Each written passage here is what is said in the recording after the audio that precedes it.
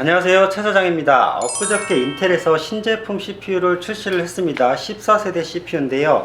지난 작년 10월 달에 K자가 붙은 CPU들이, 고출력의 CPU들이 14세대라고 해서 출시가 됐는데 크게 인기를 끌지 못했습니다. 왜냐하면 성능이 이전 세대 13세대에 비해서 확 낮은 것도 없고 거의 자동차로 치면 페이스리프트급의 업그레이드 수준의 제품이 출시되었기 때문에 인기가 그렇게 많지 않았는데, 엊그저께 또 이제 K자가 붙지 않은 넌-K CPU들이 출시가 됐습니다. 아니나 다를까 유튜브도 조용하고 또 인터넷도 조용하고 소비자분들은 당연히 모르시고요. 넌-K 제품군이라고 하면은 뒤에 K자가 붙지 않은 일반적으로 사무용이나 보급용으로 많이 사용하는 CPU인데, 13세대 같은 경우에는 13100, 13500 이렇게 이런 CPU들이 되겠죠. 14세대 제품들이 나왔는데 14100, 14400, 14500 이런 CPU들이 출시가 된 겁니다. 그런데 이게 CPU가 새로 나오면서 14세대라고 명칭을 하고 세대를 바꿔서 이름을 부르는데 변한 게 별로 없습니다. 약간 변한 건 있죠.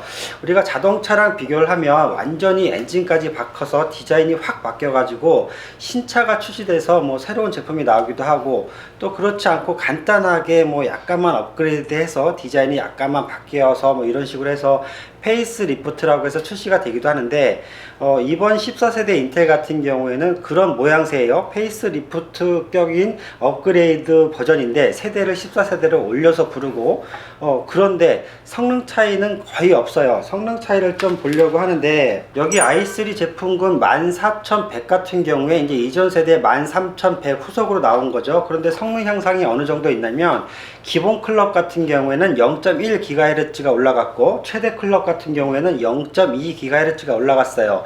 그러니까 코어가 4개, 스레드가 8개 이렇게 있기 때문에 0.2가 올라가도 어느 정도 성능 향상이 있는 거지만, 이게 세대를 다시 부르기에는 성능 향상이 아니다 이렇게 생각들 하는 거고, 또 i5 14500 같은 경우에도 똑같이 기본 클럭은 0.1기가 올라가고 최대 클럭도 0.2기가가 올라갔습니다.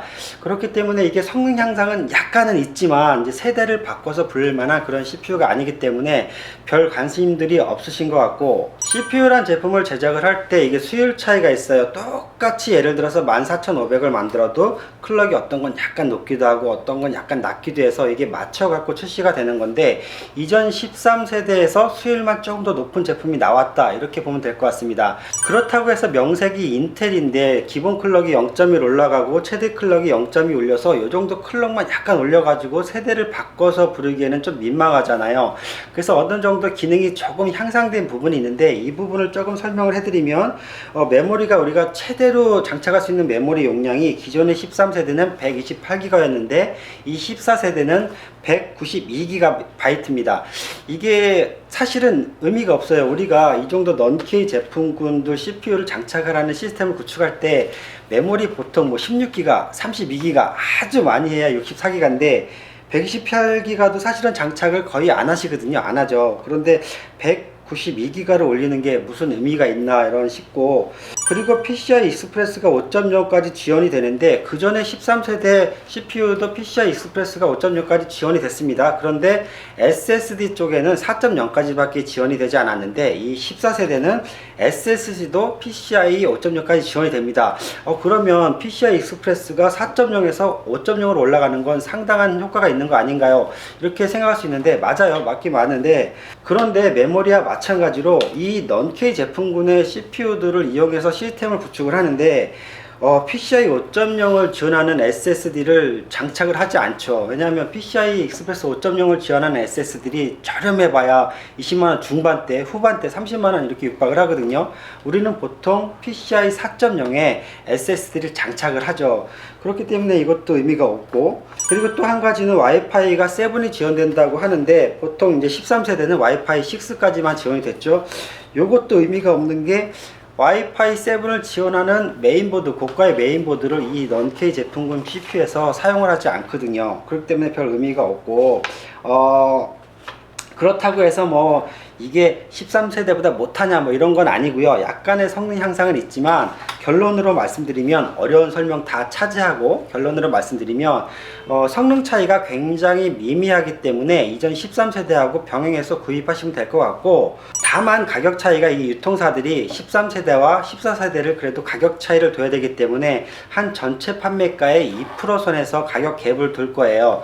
그렇다고 하면 예를 들어서 뭐 얘가 30만원 중반대다 그러면 2% 해봤자 만원 미만인 거죠. 그래서 13세대하고 14세대하고 만원 이상 2만원까지 가격 차이가 난다면 13세대 하시는 게 유리하신 거고, 만원 미만으로 몇천원 차이라면 어차피 신제품이고 클럭이 약간 높기 때문에 이 14세대로 하시는 게 맞습니다. 이 결론으로 좀 간단하게 설명을 드리면, 내가 이전에 13세대를 얼마 전에 샀다고 해도 별로 뭐 손해보시는 거는 거의 없는 거고요. 또 만약에 앞으로 구매하실 분들은 금액 차이가 만원, 2만원 이상 차이 난다 그러면 13세대 그냥 하셔도 되고, 금액 차이가 몇천원 차이다 그러면 14세대 이렇게 하시는 거고요. 저희 같은 경우에는 가격이나 성능면에서 동급이라면 신제품을 판매해야 되는 그런 입장이기 때문에 14세대를 쇼핑몰에 올려놓고 판매를 할 겁니다. 자, 결론으로 다시 한번 말씀드리면, 인텔에서 14세대의 넌-K CPU가 출시가 되었는데 가격 차이가 별로 없고 성능 차이도 거의 없다. 가격 차이가 많이 나면 13세대 하고, 가격 차이가 거의 없으면 14세대 하고, 이렇게 정리하시면 될 것 같습니다. 예, 오늘 영상도 여러분들 컴퓨터 준비하실 때 도움이 되는 영상이었으면 합니다. 감사합니다. 최 사장이었습니다.